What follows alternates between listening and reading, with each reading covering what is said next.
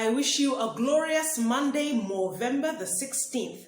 More abundance, more fulfillment, more joy.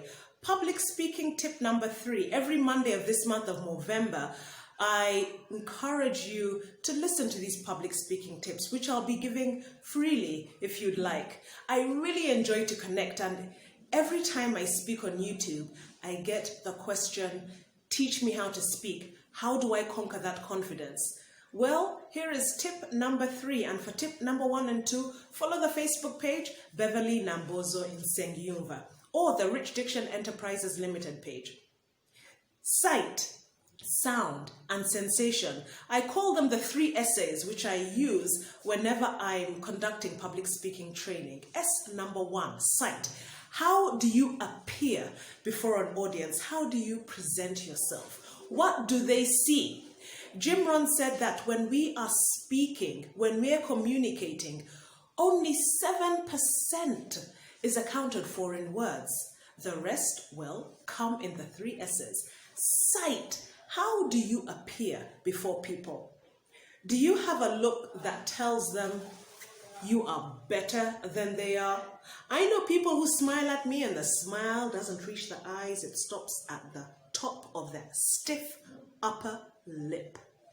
They're not happy to see me. Why? Because I represent joy, I represent sunshine, I represent the things they want but they cannot get because they're filled with envy and bitterness.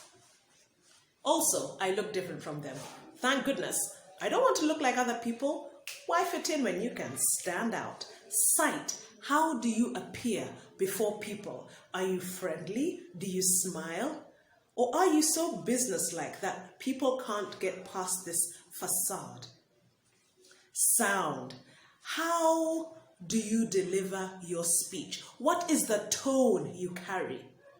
I know that I've been accused of dripping with contempt and disdain when I speak to certain people without realizing it until I intentionally had to change the tone of my voice. And so that when I tell somebody, I'm happy to see you, it's beautiful to see you at church again, how are your children?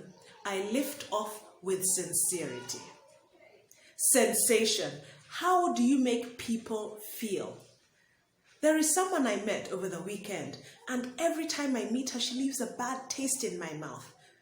It's not for anything that I've done, really. It's just that she always talks about her good deeds so that she receives so much applause and praise. She feeds off a sense of narcissism, which is so intense, it's impossible to have a decent conversation with her. Such a bad taste in my mouth. How do you make people feel? How do I make people feel?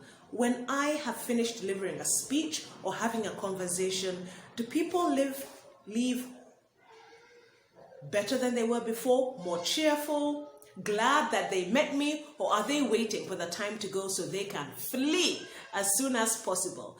The 3 S's, sight, sound, and sensation.